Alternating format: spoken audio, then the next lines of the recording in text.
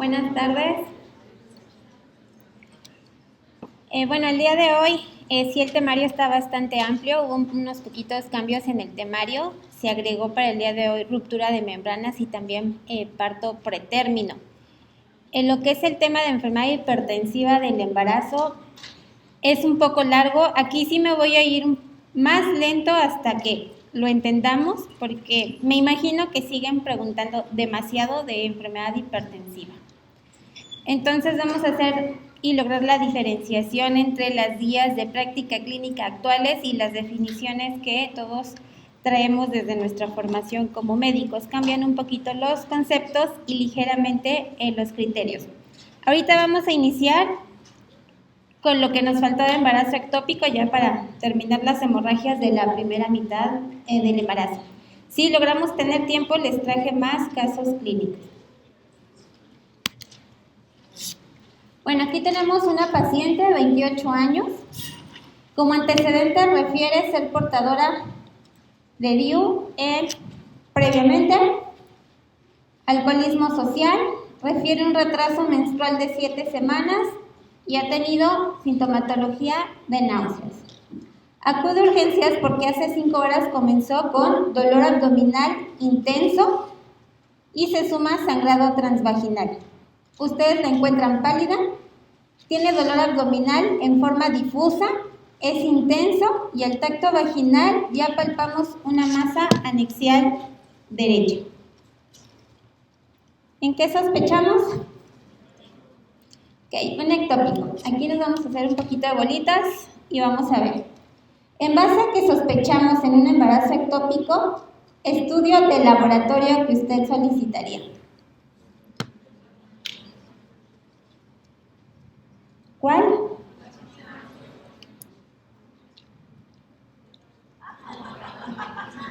Y a ver, les dije, apretamos a leer.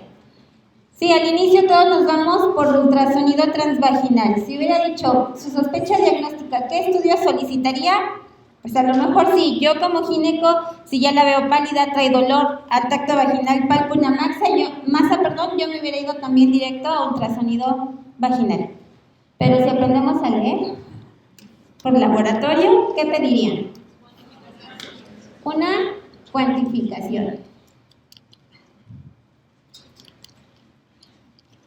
¿Qué factor de riesgo encuentran en esta paciente para embarazo ectópico? El DIU. ¿Qué otros factores de riesgo se suman para que nos den o tengamos embarazos ectópicos? Fuerte. Enfermedades de transmisión, enfermedad pélvica inflamatoria. Ok, una OTB, recanalización. Un embarazo ectópico previo. Las más importantes, ¿ok? Bueno, el embarazo ectópico tiene diferentes localizaciones. ¿En dónde se encuentra más frecuentemente? Acuérdense, en esta región es donde se da la unión de óvulo con espermatozoides. Si hay una alteración en la motilidad, ahí se queda el huevo. Nada más definición, ¿qué es embarazo ectópico? Aquel ovocito que se implanta fuera de la cavidad endometrial. El 95% de los embarazos ectópicos se dan en la trompa de falopio. De este 95%, el 80% se localizan en la ampolla, istmo, intersticio y fimbrias. El otro 5% lo van a ocupar localizaciones en ovario, cervix y abdomen. Para repetir, factores de riesgo considerados como alto, pacientes con cirugías tubáricas previas, oclusiones tubáricas bilaterales, antecedente de embarazo ectópico previo, pacientes que estuvieron expuestas in útero al dietil-etilvestrol, uso de dispositivo intrauterino y alguna otra patología tubárica documentada como una enfermedad pélvica inflamatoria, quistes paratubarios.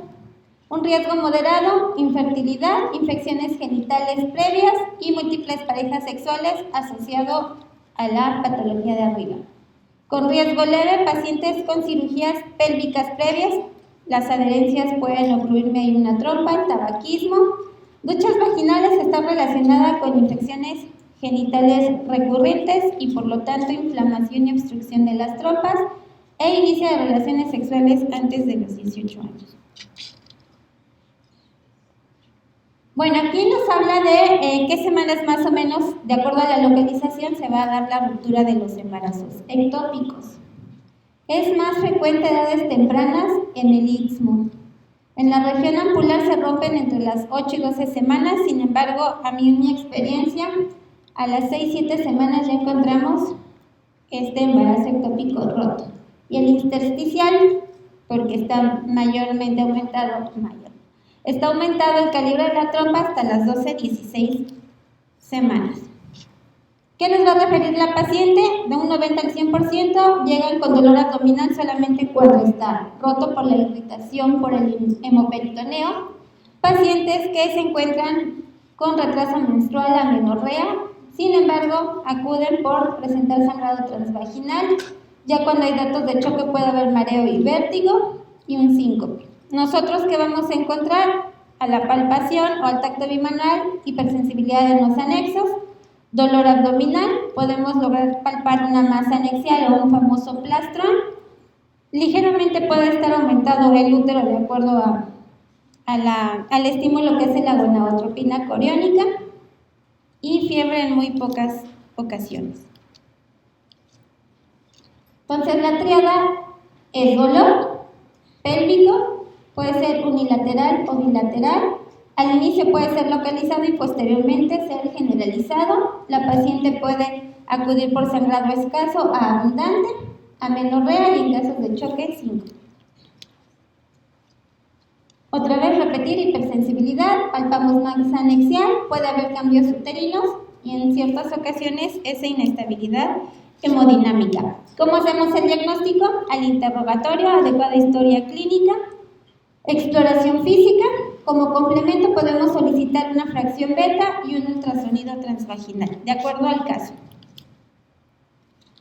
Esta fracción beta la debemos de solicitar en forma cuantitativa, como habíamos visto en días previos, aunado un ultrasonido transvaginal y ambos nos va a dar el diagnóstico. Podemos pedir un pie, pero si nos dice positivo no nos ahonda tanto para ver que el saco gestacional por ultrasonido, ¿recuerdan? ¿Cuánto era la cantidad discriminatoria de gonadotropina en embarazo ectópico? Ok. En ultrasonido, en un embarazo normal, pues vemos el saco intrauterino de bordes regulares y definidos y se describe su doble anillo, su doble halo. En los embarazos ectópicos solamente vamos a ver en cavidad uterina el endometrio engrosado y muchas veces podemos lograr visualizar en anexos ese saco gestacional. Habitualmente la presencia de esa masa anexial con útero vacío plantea embarazo ectópico. Algunos otros métodos diagnósticos puede ser por la paroscopía, pacientes con abdomen agudo que todavía no tenemos certeza, la parotomía, una culdocentesis, ¿qué quiere decir? Colocamos a la paciente en posición de litotomía y hacemos una punción de fondo de saco posterior. Si obtenemos sangre, obvio, pues ya es un ectópico roto. Y si se quiere ir al Ángeles, América Sur, resonancia magnética. El tratamiento pues puede ser médico, ya vimos, o quirúrgico. El tratamiento médico en pacientes asintomáticas, guía de práctica clínica, la masa anexial debe de ser de menor de 3.5 centímetros, no debe de haber hemoperitoneo, debe de haber ausencia de latido cardíaco. Este tratamiento médico puede ser con metrotexate, que se encarga de destruir el tromboblasto proliferativo. ¿Qué efectividad va a tener? Pues las cantidades de hormona gonadotropina disminuyen en un 15% del cuarto al séptimo día de la administración del metrotexate. Existe el manejo quirúrgico en quienes pacientes sintomáticas, pacientes con datos de choque hemodinámicamente inestables, con una masa anexial o el saco que sea mayor a 3.5 centímetros. De este tratamiento quirúrgico, quienes vamos a hacer cirugía conservadora en pacientes que estén hemodinámicamente estables, que es lo que veíamos ayer, en pacientes que deseamos pues no prolongar, sino mantener esa trompa intacta para subsecuentes embarazos. Sin embargo, esa ya se convertiría en una cirugía previa en esa trompa y de todas formas le dejamos el riesgo de un ectópico. Una laparotomía abdominal en pacientes hemodinámicamente inestables o en su caso que en nuestro hospital no contemos con equipo de laparoscopía. ¿Dudas hasta aquí con ectópico? ¿No? Bueno, pues ahora sí nos vamos a ir con la patología que más comúnmente llegamos a ver en los hospitales, que también es una principal causa de mortalidad en países en vías de desarrollo. Aquí en México, por parte del Instituto Mexicano del Seguro Social, existen 2 hospitales de ginecobstetricia, que es la Gineco 4 que está en el sur, y está la Gineco 3 en La Raza, donde yo soy egresada. A mí lo que me tocó en mi formación como residentes y las pocas muertes maternas que había o eran por hemorragia o eran por preeclampsia que se complicaba y terminaba en una hemorragia.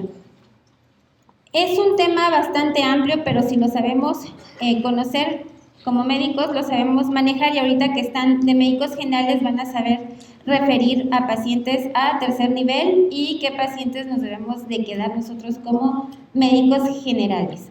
¿Ok? Entonces los estados hipertensivos del embarazo más o menos se presentan de un 8 hasta un 15%. Existen distintos factores de riesgo para que lo presentemos. Uno de ellos es la edad.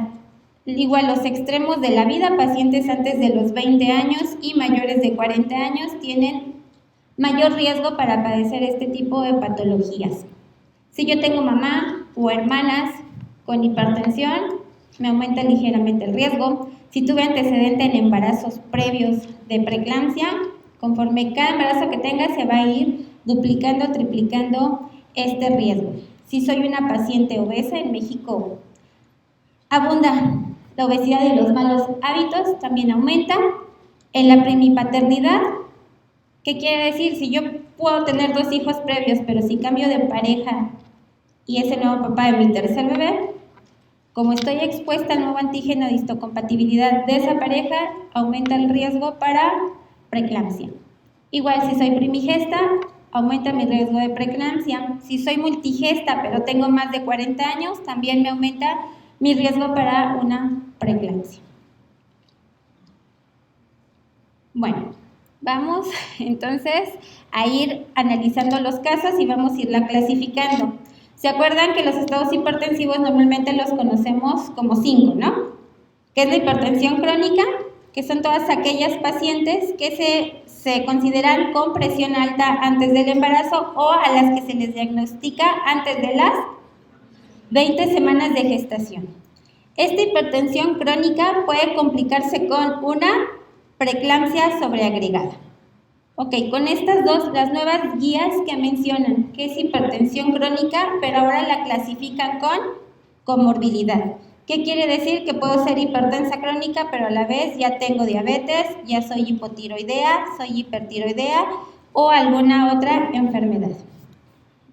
La clasifican hipertensa crónica con una otra enfermedad que es la preeclampsia. Así la ponen, hipertensión crónica más preeclampsia. Y ahorita vamos a ir viendo los puntos de cada una. No difiere mucho, solamente el cambio de la clasificación.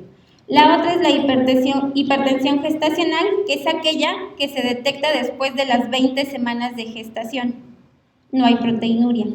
Las nuevas guías las vuelven a reclasificar con alguna comorbilidad. Por ejemplo, soy diabética, soy hipotiroidea, pero después de mis 20 semanas tengo TAs elevadas, me clasifican como hipertensa gestacional y no hay proteinuria. O aquella hipertensa gestacional que evoluciona a una preeclampsia. Ese es el cambio de la clasificación en esos dos tipos. Luego viene la famosa preeclampsia, que nosotros la conocíamos como leve y severa. Nuevas guías, leve es sin datos de severidad y la severa nada más cambia con datos de severidad según la ACO. ¿Okay? Fue el cambio que hizo y aparecen en nuestras nuevas guías. Aparece también lo que es la eclampsia y Más abajo en los apartados es la hipertensión que hacemos reacción a la bata blanca o que la predisponen ciertas situaciones, por ejemplo, pacientes que tienen sustos o que llegan a estar en trabajo de parto. No sé si les tocó que fue una hipertensión reactiva. Están en trabajo de parto, por el dolor se elevaba esa tensión arterial, pero una vez terminado el proceso regresaban a la normalidad. Entonces, esa es la nueva clasificación. He visto que siguen preguntando la anterior, pero puede que este año les hagan la maldad y les pregunten la nueva clasificación según la ACO. Ok, entonces, de la fisiopatología de los estados hipertensivos del embarazo, existen diferentes teorías. ¿Cuál es la principal? Bueno, la principal tiene que ver con la placentación. Se dice que hay 2 olas de invasión trofoblástica o 2 olas de la placentación.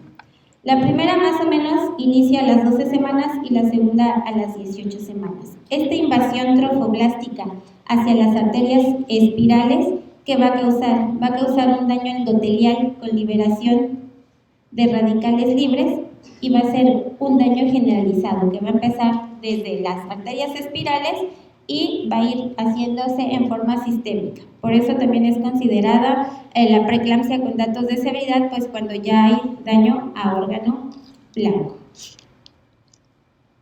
Aquí tenemos el primer caso, es una paciente de 15 años, primigesta, tiene un embarazo del tercer trimestre, pero es pretérmino, acude por cefalea y epigastralgia. Guía de práctica clínica, cefalea e epigastralgia son datos de severidad. Tiene una TA de 160 sobre 110, igual guías de práctica clínica, TAs mayores de 160 sobre 110 en 2 ocasiones, en un intervalo de 15 minutos, preeclampsia con datos de severidad.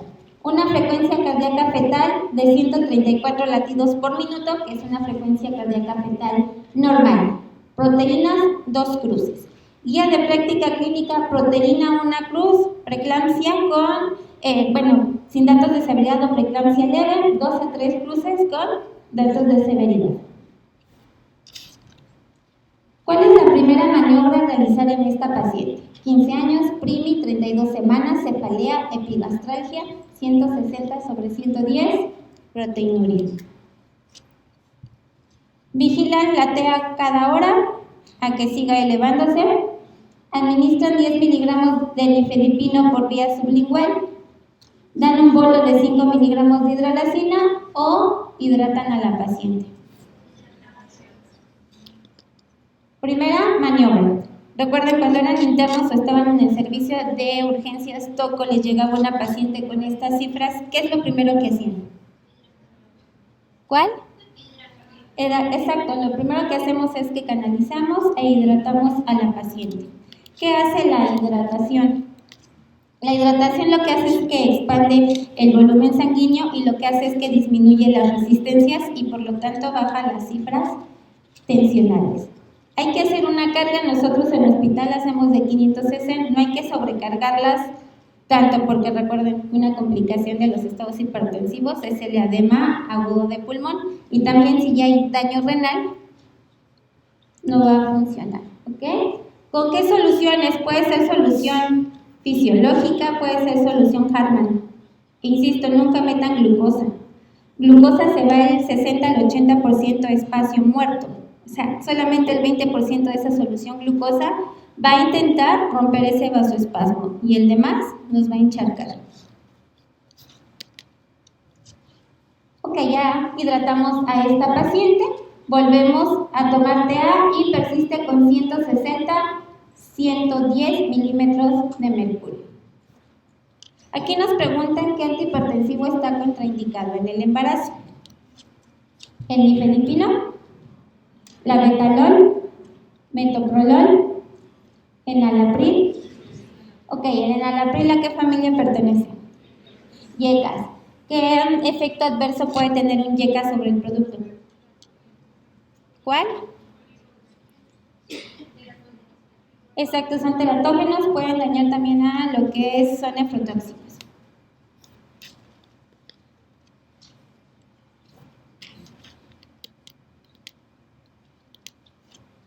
Entonces todos los YECA, todos los inhibidores de angiotensina están contraindicados en las embarazadas. Sin embargo, ya podemos utilizarlos en el puerperio.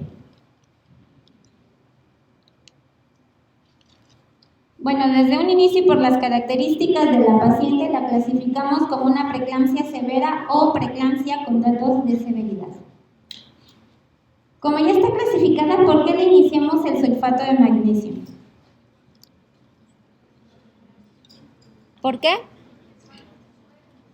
Puede evolucionar a una eclampsia. Acuérdense, los estados hipertensivos, aunque ustedes los traten, no se quedan en ese estadio, sino es como la historia clínica de la enfermedad.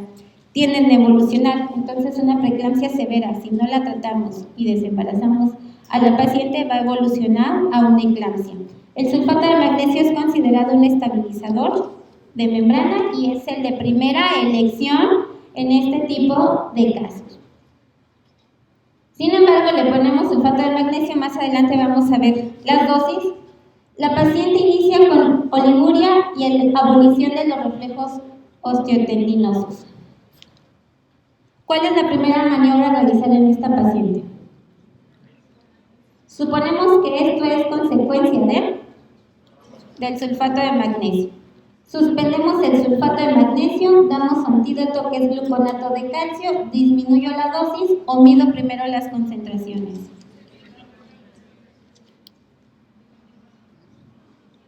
Lo ideal sería medir las concentraciones. Acuérdense, empiezan con oliguria, pérdida de los reflejos, depresión respiratoria y la muerte. Gracias a Dios nunca nos ha pasado. Aparte de que es un estabilizador de membrana, también lo llegamos a utilizar como tocolítico. ¿Sí?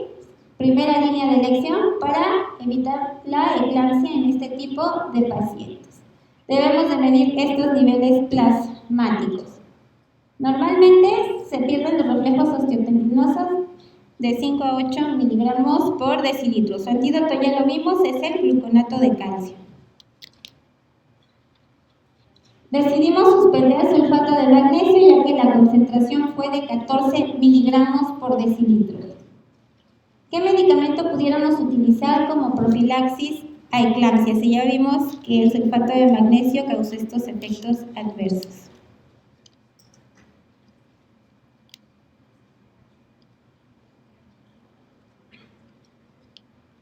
Normalmente nosotros usamos como segunda opción la difenilhidantoína y en tercera opción fenobarbital.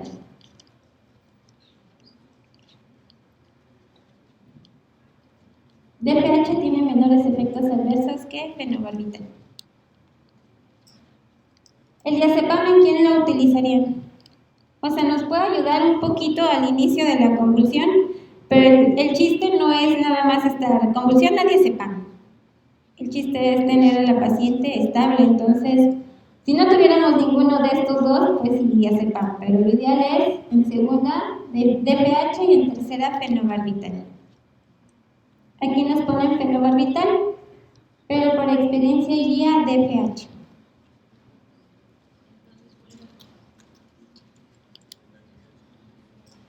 Cuando se suspende el sulfato de magnesio, vamos a usar DPH, con el fin de evitar crisis convulsivas. También está la dosis de inducción y la dosis de mantenimiento con difenilhidantoína. La dosis de inducción son 15 miligramos por kilo de peso. Lo llegamos a diluir en 250 cc de una solución fisiológica y la pasamos para 30 minutos. Para mantenimiento ponemos DPH 750 miligramos a 1 gramo IV cada 8 horas y la suspendemos de 24 a 48 horas después del último evento convulsivo.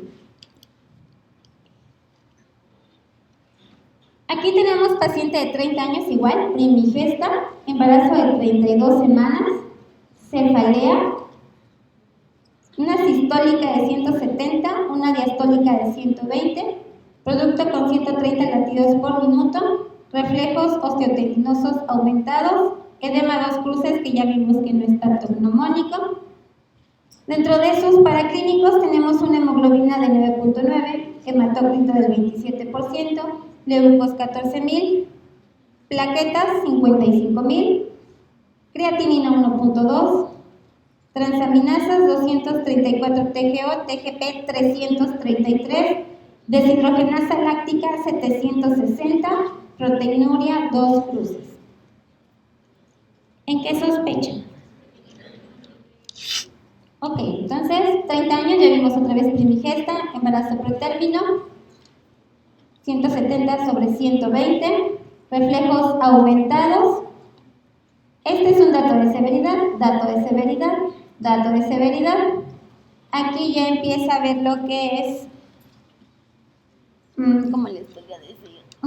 Se me fue la palabra, lo recuerdo. Bueno, empieza a ver plaquetopenia. ¿Cuánto debería de ser menor a esto? Según la guía de práctica clínica. Para un dato de severidad, ¿cuánto? De 100.000. La creatinina en guías anteriores la tomaban de 1.2 hacia arriba. Con la nueva actualización es 1.1. Entonces aquí hay un criterio. Acá hay otro, no para gel, pero sí de severidad este. Transaminasas deben de estar mayor a 70. 234 a 333. Deshidrogenasa láctica como factor debe de ser mayor a 600. Está mayor a 600 y hay proteinuria. El síndrome de Hell, que es la H, que es hemólisis, ahí está la palabra. Luego, enzimas hepáticas elevadas y plaquetopenia. Entonces sospechan,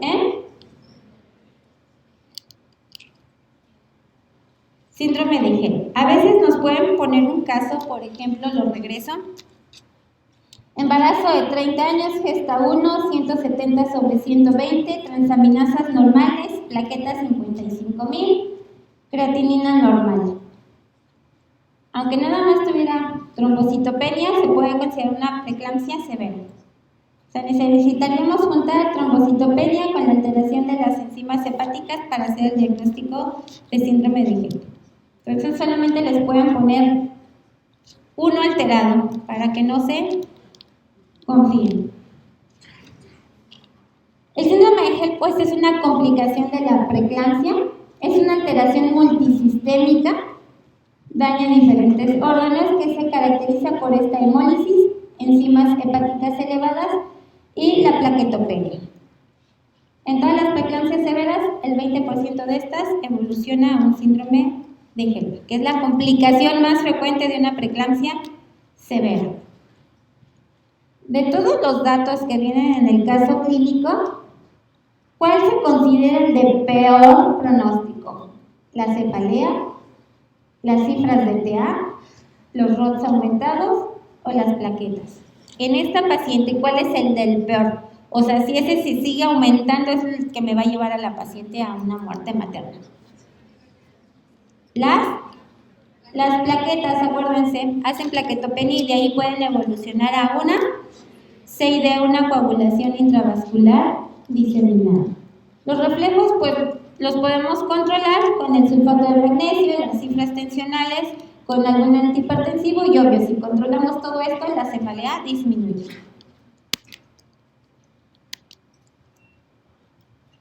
Cuando esta cuenta de plaquetas desciende menor a 50.000, muchos consideran que la paciente entra en coagulación intravascular diseminada. ¿Dudas hasta aquí? ¿No? Ok. Paciente de 18 años, otra vez, primigesta, ya es un embarazo de término, acude por presentar pies muy hinchados. Niega alguna otra sintomatología. Está tranquila, consciente, una TA de 140/90, una frecuencia cardíaca normal, frecuencia respiratoria normal, temperatura normal y reflejos osteotendinosos normales. ¿Qué estudios solicitarían a esta paciente para hacer o complementar el diagnóstico? Ok, algo que tenga que ver con las proteínas. Porque solamente me da el embarazo, ha tenido edema, pero ya vimos que este no es diagnóstico, la TA 140/90, el resto normal, pero con esto no puedo hacer Diagnóstico. Le toman un electrocardiograma, una química sanguínea, un examen general de orina o proteína en orina de 24 horas. Guía de práctica clínica, y todos lo sabemos cuál es el estándar de oro para medir las proteínas. ¿El EGO o en orina de 24 horas? En orina de 24 horas. En toda paciente que llega embarazada y si ponemos un estado hipertensivo, además del interrogatorio y la exploración física, para hacer el diagnóstico correcto o poder clasificar a la paciente, pues necesitamos esta proteína en orina de 24 horas para ya sea diagnosticarla como una hipertensa gestacional si las proteínas salen negativas o a una preeclampsia leve o severa de acuerdo a la cantidad. Se le toma a esta misma paciente estas proteínas, las cuales se encuentran con 300 miligramos en 24 horas. La paciente continúa con 140/90. ¿Cómo clasificarían a esta paciente? ¿Cómo? 140/90 y 300. ¿Qué nos dice la guía de práctica y la literatura de acuerdo a cómo dividimos preeclampsia leve y preeclampsia severa? ¿Cuántas proteínas en preeclampsia leve?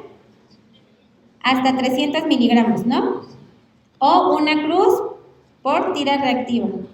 Y una severa de 2, muy pocos llegan a poner 5 gramos según la literatura, pero ahí ya son 2 o 3 cruces. Entonces, aquí está 300, 140/90. Si estuviera la paciente en un hospital rural y no tuviéramos chance de tomar esa depuración de proteína, pues nos tenemos que guiar con la tira reactiva. Y es lo que hacemos la mayoría de las veces en los servicios de urgencias. ¿Es hipertensa gestacional la paciente? Tiene proteinuria, ¿no? Ella llegó a las 37 semanas con cifras tensionales aparentemente por primera vez. Entonces descartamos hipertensión crónica porque esta es antes de las 20 semanas. Ahora nos queda leve o severa. Perfecto. Entonces, preeclampsia leve son aquellas pacientes que presentan cifras tensionales de 140/90, medida en 2 ocasiones con un intervalo de 4 horas después de la semana 20, y nosotros los ginecos lo manejamos desde las 6 semanas posparto hasta las 12 semanas posparto. Podemos volver a reclasificar a la paciente. Y la proteinuria en la presión leve no debe de ir menos de 300 miligramos. Bueno, aquí viene un cuadro que vamos a ir explicando un poquitito esa famosa oleada de la placentación, que el punto clave de estos estados hipertensivos es el daño endotelial, que a la larga pues va a ir dañando, como les digo, esa invasión del trofoblasto al endotelio, y como forma de compensar va a liberar ciertas sustancias como las endotelinas, tromboxanos, va a hacer que haya mayor vasoconstricción, que va a causar pues lesión a lo que son todos los tejidos, entre ellos el riñón, con una lesión glomerular que la vamos a poder ver en forma de proteinuria, o sea, ya daño a órgano blanco. También puede haber daño al sistema nervioso central, llegando a una isquemia o, en su caso, a una eclampsia. Al sistema hematológico, una trombocitopenia, a nivel hepático, aumento de las transaminasas. Y todo esto puede evolucionarme a síndrome de Krebs. Ya vimos factores de riesgo. Si tengo embarazos previos con preeclampsia, tengo un riesgo de 7.1 de en el siguiente embarazo volver a tenerlo. Si es mi primer embarazo, el riesgo relativo es de 2.9. Si tengo mamá o hermanas con que tuvieron antecedente de preeclampsia, de 2.9. Si tengo aquí un estado comórbido, un riesgo de 3.5. Si tengo una enfermedad autoinmune, hasta de 9.7. El embarazo gemelar, como les digo, el problema tiene que ver un poquito con la placentación. Si es un monocorial, es una megaplacenta, y si son bicoriales, son 2 placentas y me aumenta el riesgo al 2.9. Edad materna avanzada, un riesgo de 1. La principal causa, ya vimos, es la invasión del trofoblasto de los vasos uterinos de forma inadecuada. Aquí encontramos la clasificación vieja, que es la hipertensión crónica, que es aquella hipertensión detectada previamente al embarazo o que se diagnosticó antes de las 20 semanas de gestación. Esta hipertensión crónica puede progresar a una preeclampsia sobreagregada. ¿Y yo cómo puedo diagnosticar si esta paciente hipertensa crónica ya evolucionó a una preeclampsia sobreagregada, sea la semana de embarazo que sea, con un descontrol de las cifras tensionales? Y si yo ya la tengo con 3 antihipertensivos, ya es preeclampsia sobreagregada. Puede llegarles una paciente embarazada hipertensa crónica con proteínas, una cruz, y puede que ella toda su vida ya haya tenido esa cruz, ese daño renal. Sin embargo, durante el embarazo ya me evoluciona a 2 a 3 cruces, preeclampsia sobreagregada. Si esta paciente hipertensa crónica también tiene cefalea, acúfenos, fosfenos, preeclampsia sobreagregada. Preeclampsia, pues, es un síndrome multisistémico de etiología y severidad variable. Esta se diagnostica después de las 20 semanas de gestación y se caracteriza por proteinuria. El edema lo quitamos. Con datos de severidad, sin datos de severidad, de acuerdo a las cifras tensionales. Eclampsia, que es convulsiones, coma y la muerte de la paciente. Y la hipertensión gestacional, pacientes con cifras tensionales mayores a 140-90, pero que no hay proteinuria y se diagnostica después de las 20 semanas. Aquí esto de las 24 horas después del puerperio, hay pacientes puérperas al 5º o 7º día que empiezan con cifras tensionales y las clasificamos como hipertensas gestacionales si no hay proteinuria. Recuerden, la reclasificación se hace después de las 6 a 12 semanas. Preeclampsia leve son cifras tensionales 140-90 en 2 ocasiones después de las 20 semanas hasta las 6-12 semanas posparto, con una proteinuria mayor a 300 miligramos pero menos de 2 gramos. Preeclampsia severa o con datos de severidad, cifras tensionales de 160/110 o más después de las 20 semanas y después de hasta las 6 o 12 semanas posparto. Las pacientes con proteinuria de 2 hasta 5 gramos, datos de vasoespasmo, cefalea, acúfenos, fosfenos, tinnitus, epigastralgia, hepatalgia, datos por ultrasonido de restricción del crecimiento intrauterino, desprendimiento de placenta normoinserta, pacientes con oliguria. Y datos de laboratorio: aumento de transaminasas, baja de plaquetas. No todas pueden estar juntas, les digo. Puede ser una preeclampsia severa con ligera plaquetopenia o una preeclampsia severa con ligera hipertransaminasemia. Ya si se junta todo, ya es síndrome de género.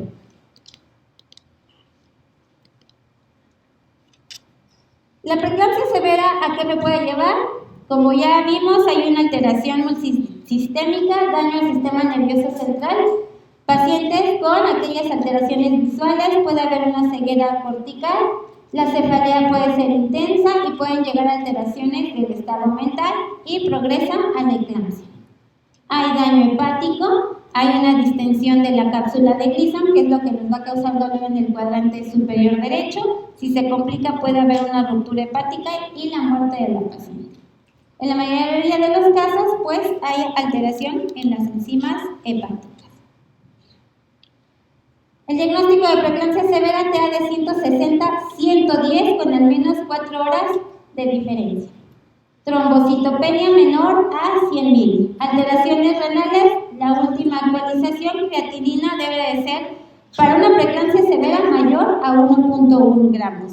En las guías anteriores se utilizaba el ácido úrico como un factor predictivo de daño renal. Actualmente ya no se toma lo que es el ácido úrico. Todo esto me da de que hay un daño a nivel glomerular. Las pacientes con preeclampsia severa pueden evolucionar también a un edema agudo de pulmón.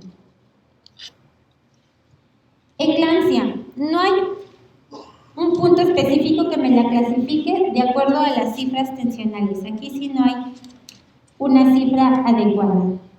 Puede haber una paciente con 160 sobre 100 y puede llegarme con un estado epiléptico. Aquí las pacientes, muchos conocen el término como inminencia de eclampsia. Son aquellas pacientes que encuentran estuporosas. Puede haber pérdida parcial o total de la visión. Esta epigastralgia en barra, que no cede con ningún antihistamínico, hiperreflexia generalizada, avanza a convulsión, coma. Puede haber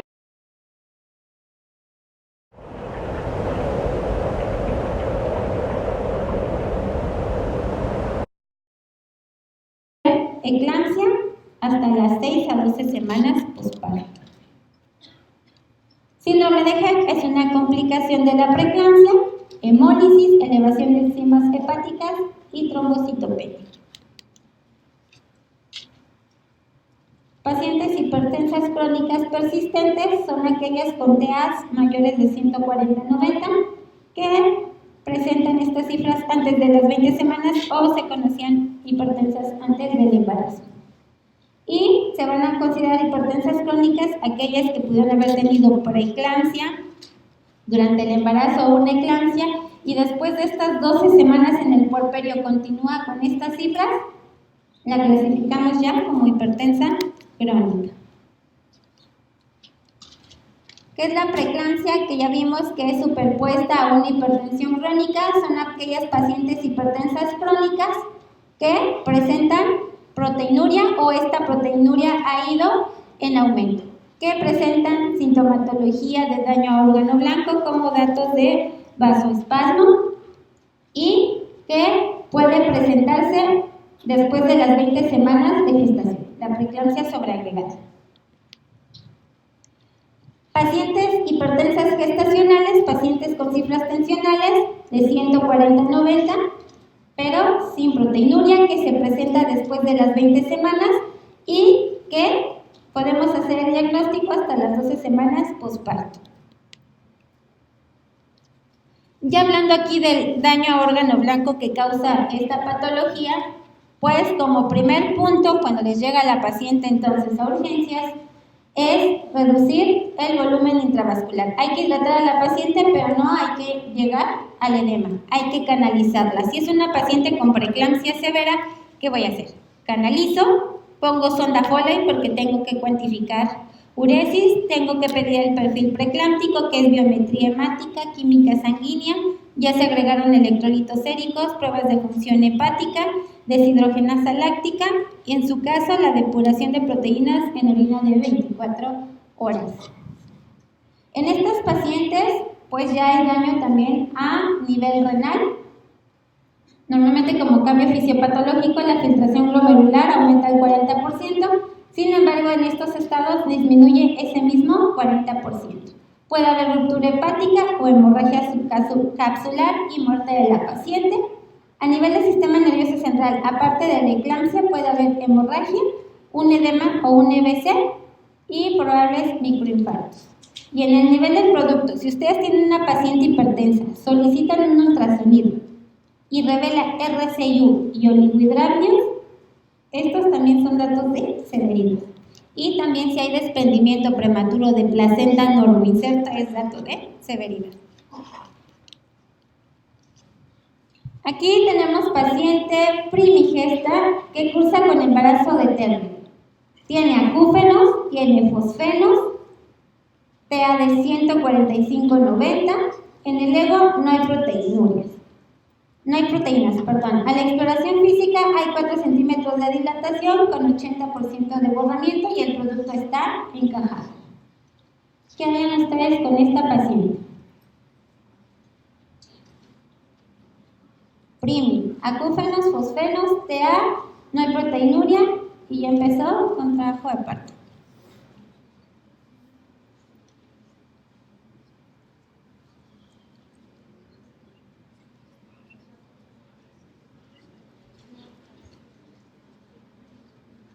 La mandan a caminar y la ven en 3 horas.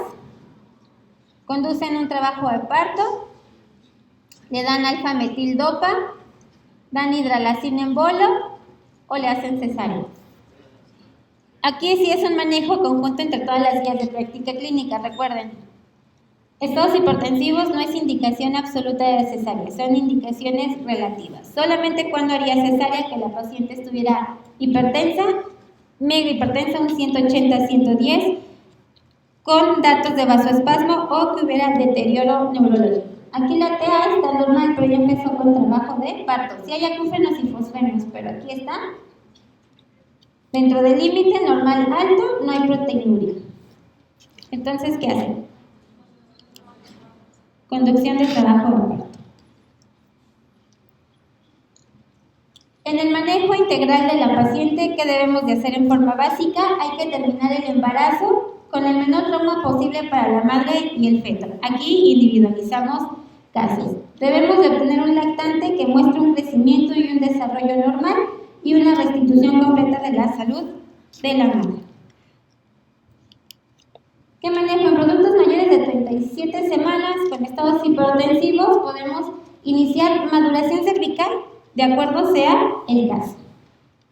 En productos menores de 37 semanas sin datos de severidad, es decir, una preeclampsia leve, yo la vigilo, pero ya sabemos que una preeclampsia leve tarde o temprano va a evolucionar a una con datos de severidad. Dejamos manejo expectante. Productos menores a 32 semanas, con cervix desfavorable y datos de severidad, cesárea. A veces sí hay datos de severidad y la mayoría pues no vamos a esperar a inducir maduración pulmonar, ya que ahí tardamos entre 48 y 72 horas. Si fuera una leve de 32 semanas, le doy inductores de maduración pulmonar, pero si ya es de término, lo sacamos. Y bueno, aquí recalca lo que es la guía de práctica clínica. El parto vaginal, aún con condiciones cervicales desfavorables, se puede llevar a cabo utilizando inductores de maduración cervical, siempre y cuando la paciente se encuentre con tensiones arteriales menor de 160 sobre 110 milímetros de mercurio y que no haya datos de sufrimiento fetal u oligohidramios severos.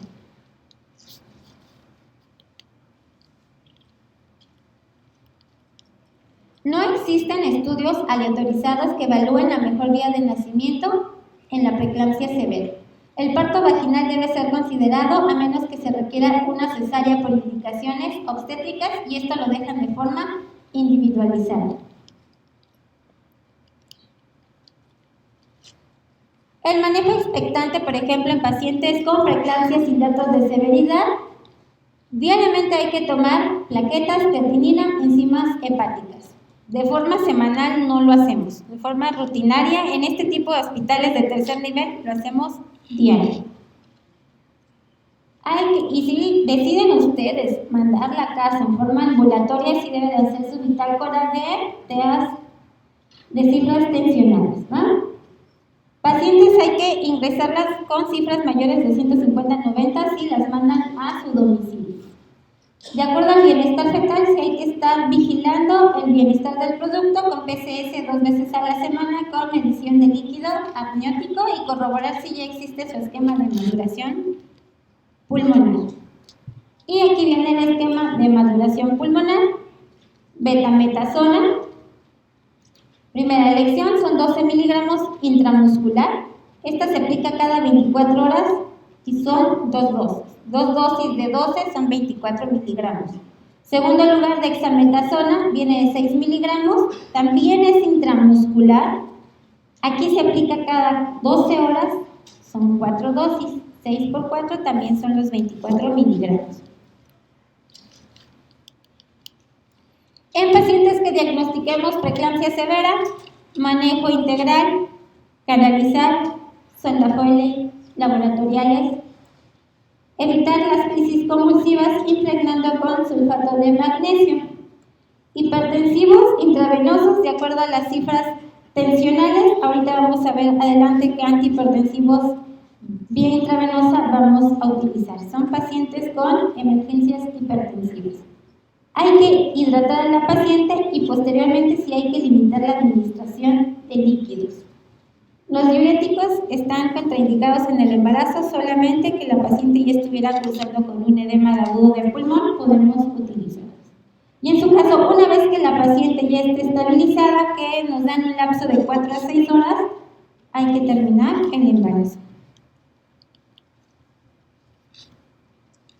Este es el tratamiento que vamos a dar en aquellas pacientes que persistan con cifras tensionales mayor de 150/100 milímetros de mercurio. La diastólica es la que nos da un poquito más de miedo.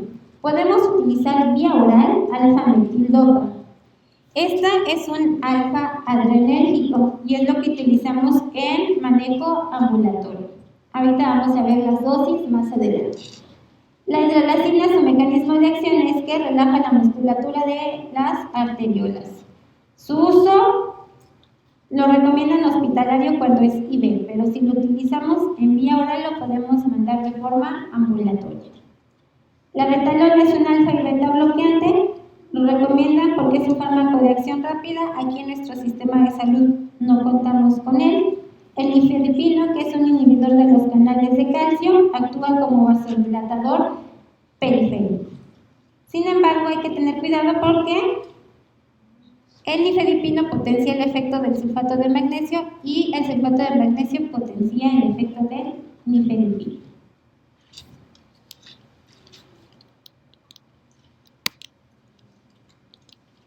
Bueno, aquí está la hidralacina.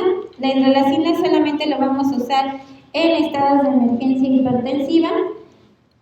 El ámpula viene de 20 miligramos.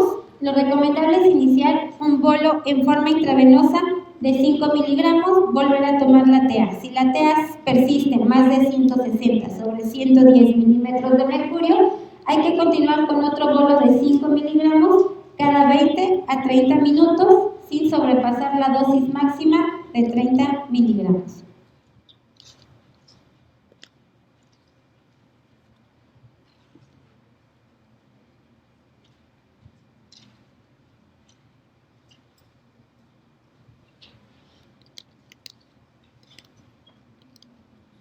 La betalol también indicado como un fármaco de acción inicial y pudiera ser de primera línea. También iniciamos bolo inicial de 20 miligramos y podemos continuar con cada 20 miligramos cada 10 minutos sin que la dosis exceda los 300 miligramos.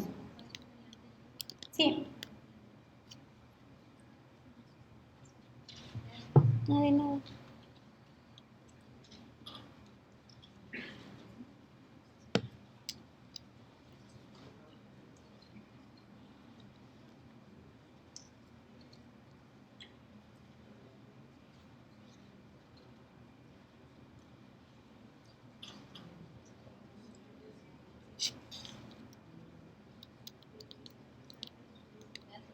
De nada. Nifedipino antagonista de los canales de calcio, podemos dar una dosis inicial de 10 miligramos vía oral, que son las tabletas de liberación no prolongada. Podemos dar igual 20 miligramos de dosis inicial o dar una de dosis prolongada de 30 miligramos. Esto cuando es una urgencia hipertensiva podemos dar 10 miligramos a los 30 minutos sin pasar los 30 miligramos y damos la de 10.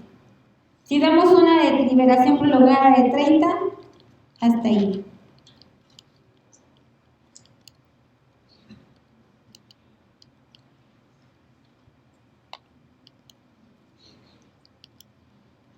Ya para manejo ambulatorio también existe la hidralacina vía oral. Aquí las tabletas se manejan de 10 miligramos. Podemos dar desde 1 hasta 5 tabletas cada 6 horas sin pasar la dosis máxima de 200 miligramos.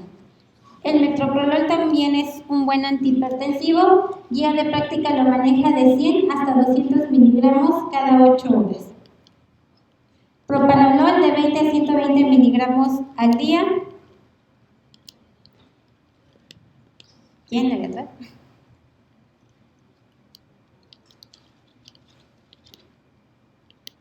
Alfa-metildopa, que es el que utilizamos con mayor frecuencia, tabletas de 250 hasta 500 miligramos cada 8 horas sin exceder la dosis 2 gramos. ¿Mande? No te escucho. Sí, son 2 gramos. Sí, es lo que acabo de decir. Sí, aquí no le hagas caso, son 2 gramos.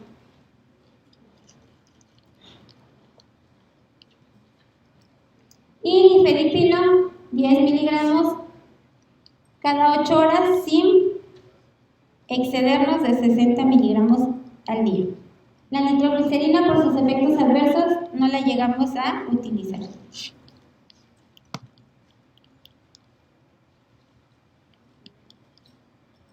Aquí, como los estabilizadores de membrana, el de primera opción es el sulfato de magnesio. Su mecanismo de acción es que bloquea la unión neuromuscular periférica, sin embargo, como efecto adverso, deprime los reflejos osteotendinosos, deprime el centro respiratorio. Es el tratamiento de elección.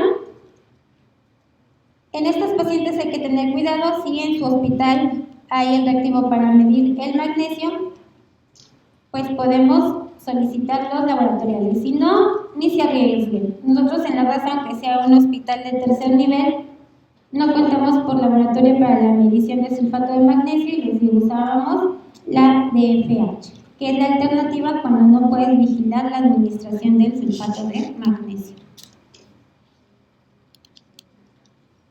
Bueno, aquí cambia mucho de acuerdo a lo que es la guía de práctica clínica. La guía de práctica clínica se dice que podemos dar de 4 a 6 gramos de sulfato de magnesio como manejo inductor en 100 mililitros de solución fisiológica para pasar ¿en cuánto tiempo? ¿Cuánto? 5 minutos. Y la dosis de mantenimiento es 1 gramo por hora. ¿Qué quiere decir? Que yo puedo poner 10 gramos de sulfato de magnesio diluido en 1 litro de solución y pasar ese gramo por hora.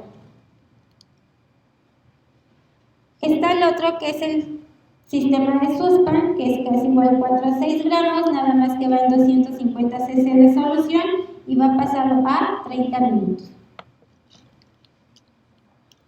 ¿Cuándo debemos de suspender esta solución de sulfato de magnesio? 24 a 48 horas postparto. Su antídoto, el gluconato de calcio. Hay que estar vigilando en estos pacientes datos de dificultad respiratoria, ya que deprime el centro respiratorio, los reflejos osteotendinosos y que no haya oliguria. De acuerdo a estas patologías, pues se prefiere el parto vaginal, pero aquí cada médico lo va a ir individualizando. ¿Cuándo hacer cesárea? Que a pesar de que la paciente iniciamos con manejo con oxitóxicos, no tenga una adecuada dilatación, producto con sufrimiento fetal o que el estado de la madre vaya empeorando.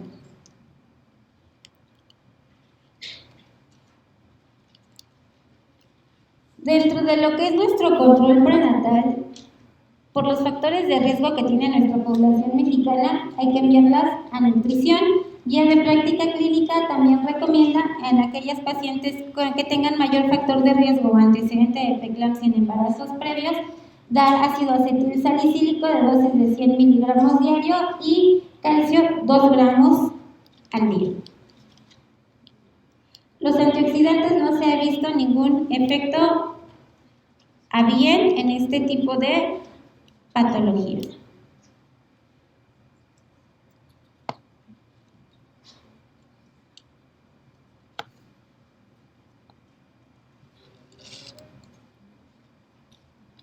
¿Dudas hasta aquí con estados hipertensivos? Ok, más adelante de los casos clínicos que traigo, ahí viene un poquitito.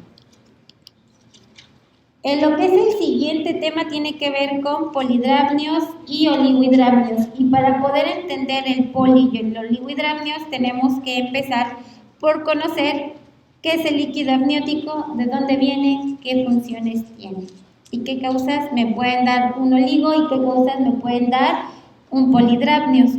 El líquido amniótico al inicio de la gestación no lo produce el feto.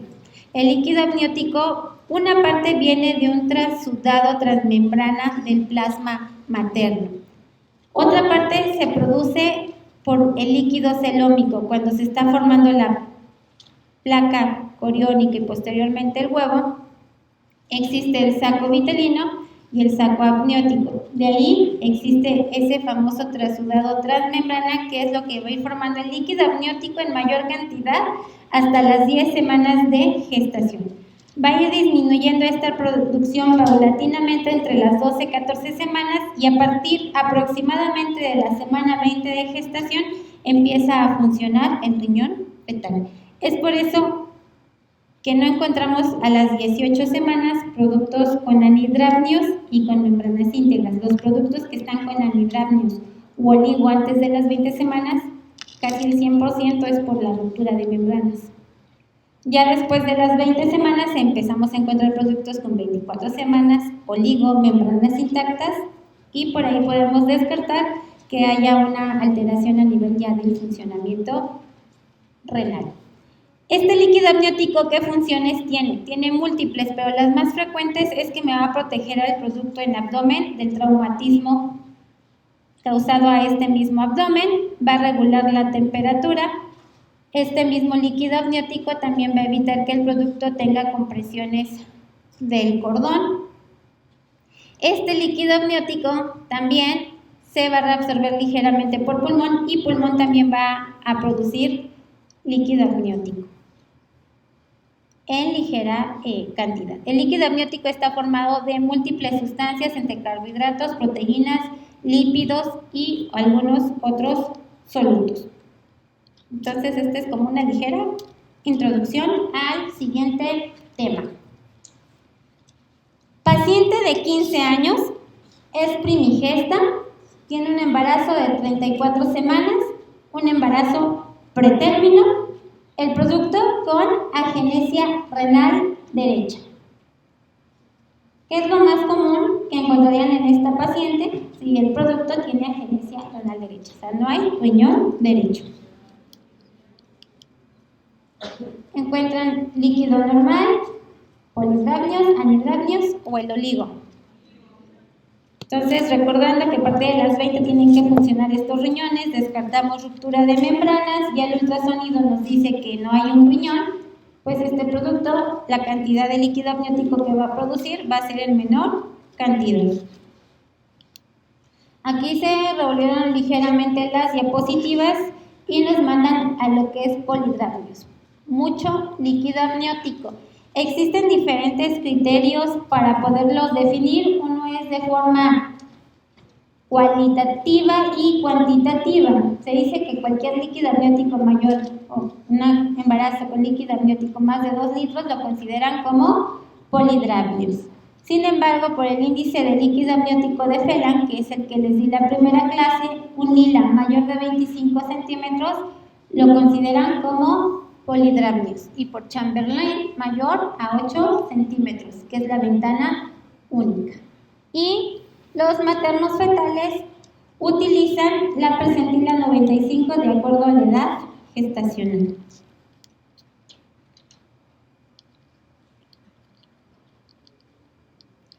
Entonces, al contrario del polidrabnios, hay que estudiar la causa que esté haciendo que el producto tenga líquido en exceso. Sí. ¿El percentil 95 era de líquido o del tamaño? Del tamaño.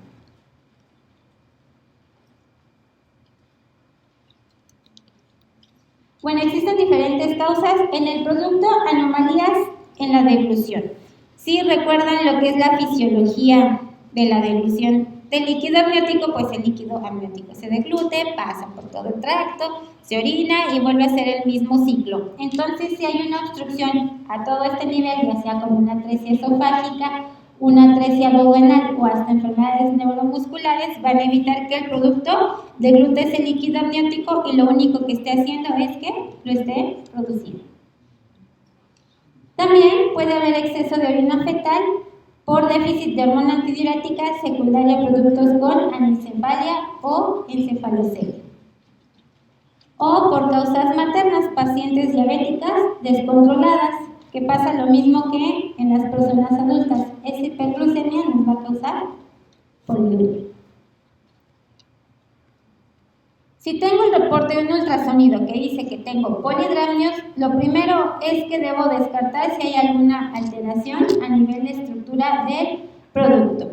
Si son polidramios excesivos, podemos hacer una amniocentesis evacuadora, evacuar de 500 a 750 mililitros por sesión.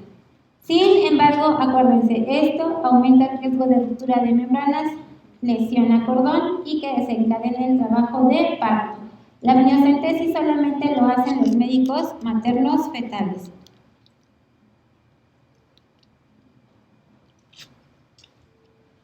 ¿Qué me puede causar un polidramnio? En pocas ocasiones una hipertensión inducida por el embarazo. Sin embargo, ese polidramnio me puede causar una sobredistensión uterina en gran cantidad y este tipo de pacientes, así como el embarazo gemelar, pues inician con trabajo de parto antes de término. Si es tanto líquido amniótico, puede causar una ruptura de membranas con una consecuente desprendimiento prematuro de placenta normoinserta. En la paciente, alteraciones respiratorias, disnea por el aumento excesivo del volumen del útero o por compresión a nivel de ureteros y vejiga, infecciones de vías urinarias. En el producto, ¿qué me puede causar? Una muerte intrauterina, por eso hay que descartar si hay alguna anomalía. Muerte neonatal, si ese polidramnios me causa un parto prematuro, pues una prematurez. Y en menor proporción, sufrimiento de infecciones congénitas. El producto inútero tiene más espacio debido al líquido amniótico y existe mayor frecuencia de circulares de cordón a cuello.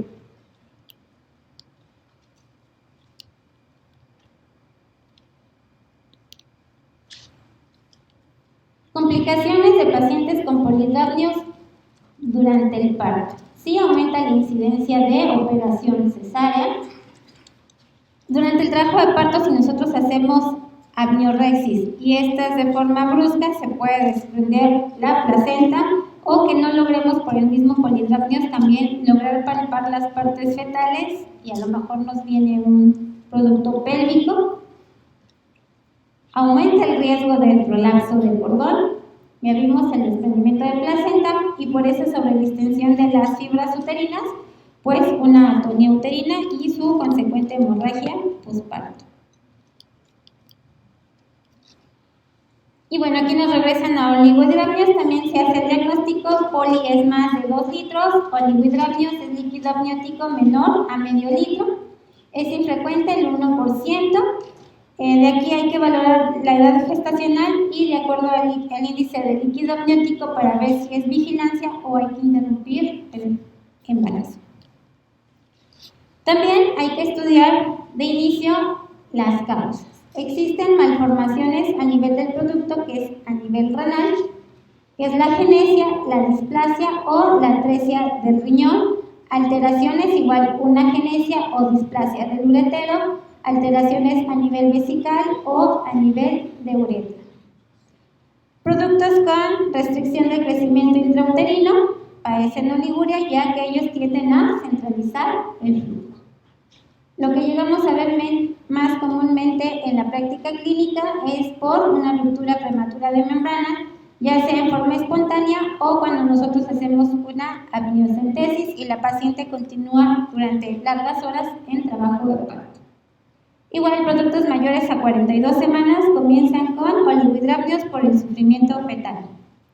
Alteraciones pulmonares, hipoplasia, como les comenté, el pulmón en muy poco porcentaje ayuda a la producción de líquido amniótico. Existen otras patologías que también nos llevan a descartarlas. Si encontramos oligohidramios, como es la secuencia Potter, son productos con fascia arrugada, las extremidades están comprimidas en flexión, existe hipoplasia pulmonar. Este síndrome lo consideran como agenesia renal más todo lo de la secuencia Potter.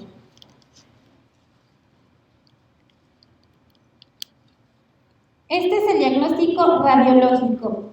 Van a ver que difiere un poquito lo que los ginecos decimos con lo que el radiólogo pone en su ultrasonido. Para nosotros sí, normal es de 8 a 18. De 5 a 8 es normal bajo. De 18 a 25 es normal alto. Para ellos leve entre 6 y 7 centímetros. Para nosotros leve es entre 2 y 5 centímetros. Nosotros quitamos el moderado y el severo para nosotros es de 0 a 2 centímetros.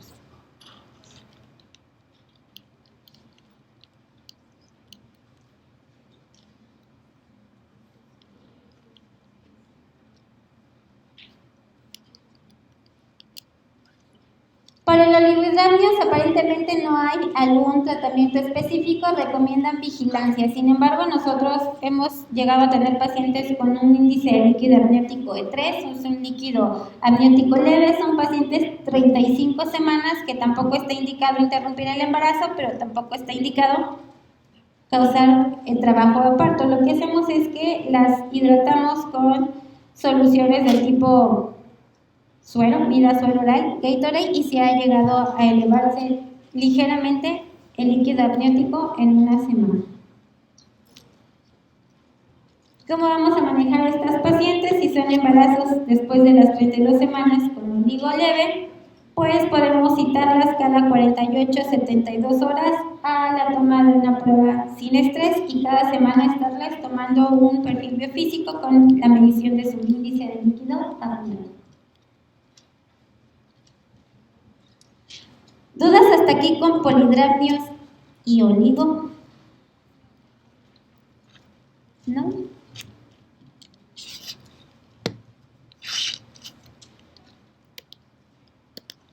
Bueno, siguiente caso clínico. Es una paciente de 32 años, tiene un embarazo pretérmino, 33 semanas. Refiere que desde hace una hora ha tenido salida de líquido abundante por vía vaginal. No refiere otra sintomatología. 33 semanas. En base a nuestra sospecha diagnóstica, ¿qué haríamos? Induzco el parto con 33 semanas. Doy inductores de maduración pulmonar, antibiótico y espero a que desencadene el trabajo de parto o posteriormente induzco. O ahí la dejo sin inductores, sin antibiótico, esperando a que desencadene el trabajo de parto o le hago cesárea. ¿Cuál? Ok, son 33 semanas. Toda la literatura indica que después de las 24 hasta las 34 semanas nosotros debemos de iniciar los esquemas inductores de maduración pulmonar. Aunque pediatría nos reanime bebitos después de las 26-27 semanas, desde las 24 debemos de iniciarlo ya sea con el esquema de betametasona o de dexametasona y debemos de esperar las 24 a 48 horas de latencia después de la última dosis aplicada y dar el manejo antibiótico. Toda paciente con ruptura de membranas, que más adelante les voy a poner una exposición referente más a la guía de práctica clínica, se dice que la mayoría de las pacientes llegan a desencadenar trabajo de parto dentro de las primeras 24 horas seguidas de lo que es la ruptura.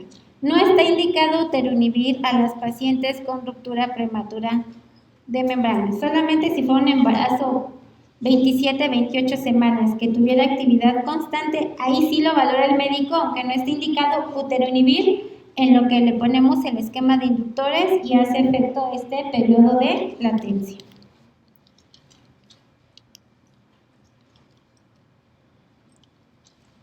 ¿Qué es ruptura prematura de membranas? Es conocida como aquella solución de continuidad o pérdida de la integridad de las membranas corioamnióticas. Se dice prematura porque se inicia antes del trabajo de parto. Por clínica, la paciente va a referir salida de líquido por vía vaginal. Puede llegar sin signos o con signos de infección que vamos a ver más adelante. ¿Cómo se clasifica? Como ruptura prematura de membranas cercana al término entre la semana 32 y 36. Aquella que está lejos del término, en el límite de la viabilidad fetal, Muchos lo toman desde las 24, otros después de las 27, 28 semanas hasta las 32. Si nosotros interrumpimos de forma inmediata, pues aumentamos el riesgo de la morbilidad del producto. Y previable, pues es antes de las 26, 28 semanas de gestación, que pues aquí lo ideal sería interrumpir el embarazo, ya que la mortalidad del producto es demasiado alta.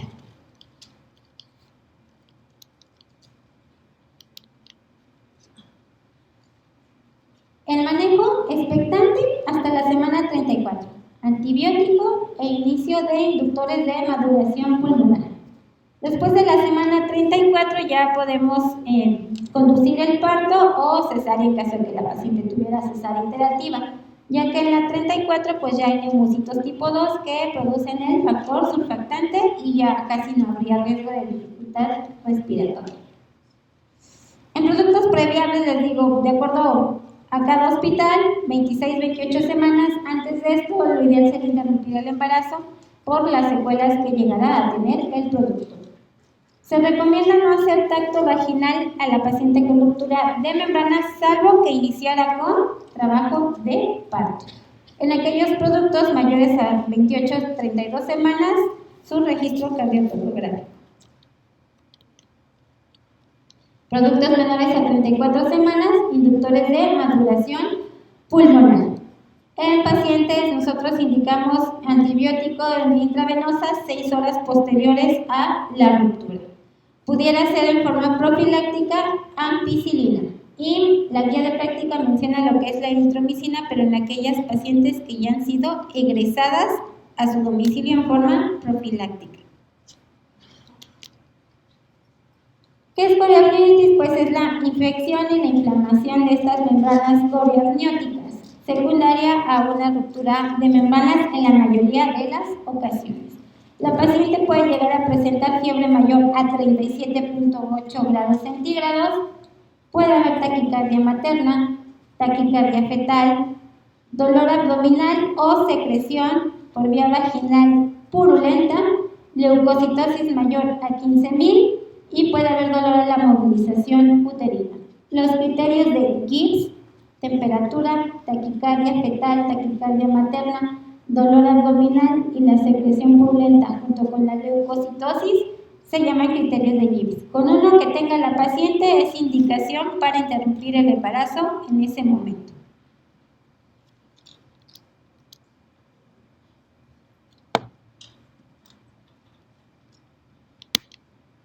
Aquí hay un algoritmo de la guía de práctica clínica. De acuerdo a las semanas de gestación en una paciente con ruptura de membranas va a ser el manejo. Si tengo una paciente con un embarazo menor a 24 semanas, esto es decir, previable o el establecido por cada institución, les digo muchas se van hasta las 26, 28 semanas, lo ideal sería interrumpir el embarazo por el mal pronóstico que tienen estos productos de sobrevida y por la alta prematurez. Si el producto tiene entre 24 y 34 semanas, tiene ruptura, hay que vigilar primero si tiene los datos de coriamnionitis que acabamos de mencionar. Si no hay datos de coriamnionitis, que son las taquicardias materna-fetal, la fiebre, el dolor, la secreción purulenta o la leucocitosis, puedo iniciar mi manejo conservador con inductores de la maduración pulmonar y administrar antibióticos, sin olvidarme de vigilar el bienestar materno y fetal. Si la paciente no ha desencadenado trabajo de parto, no hay que hacer tactos. Y les digo, solamente en pacientes con embarazos muy pequeños que inicien con actividad uterina y todavía no tengan el esquema de inductores de maduración pulmonar completo, podemos dar tocolítico. Si en esto, a pesar de todo esto, hay deterioro, tengo que hacer cesárea. Si el embarazo está entre las 24 y 34 semanas, pero ya hay datos de coriamnionitis, ya no doy inductores, no doy antibiótico ni nada. Tengo que interrumpir en forma inmediata el embarazo. Y en aquellos embarazos mayores de 34 semanas con ruptura, interrupción del embarazo, ya sea vía abdominal o vía vaginal, de acuerdo a las características de cada paciente. También la guía de práctica clínica menciona que en el control debemos de tomar cultivos para Neisseria, para Clamidia, para Streptococo y sobre todo dar manejo antibiótico profiláctico para el Streptococo beta.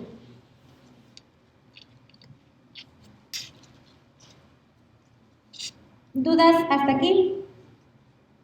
¿Con ruptura? Ok, les doy 20 minutos para que descansen. Les voy a dar, les digo otra vez, RPM, pero es una exposición aparte una de la guía de práctica clínica, parto pretérmino y casos clínicos.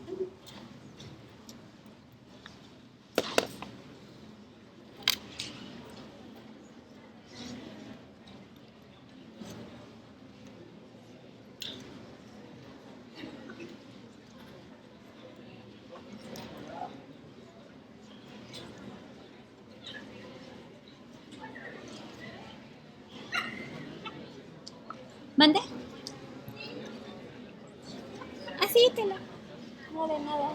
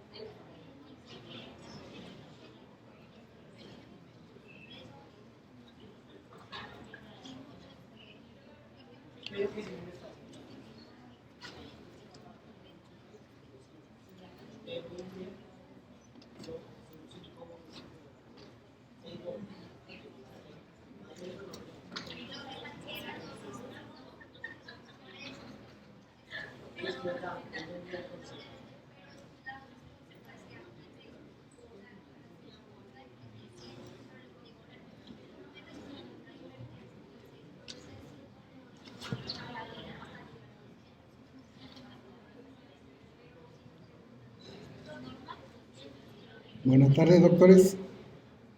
Una pregunta. ¿Alguien perdió una tarjeta de Metrobús? ¿No? ¿Un celular? ¿No?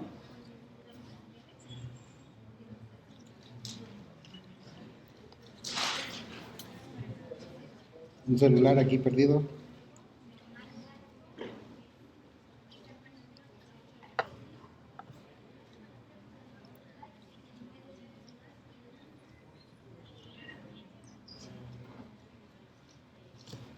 Vamos a esperar hasta que lleguen los demás.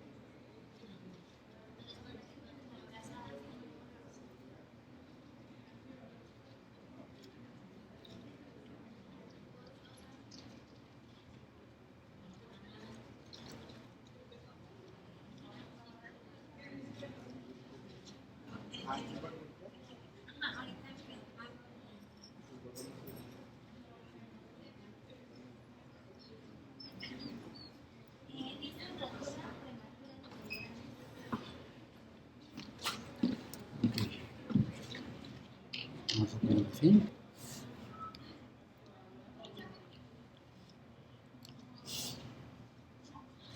Y luego de aquí ya no sale.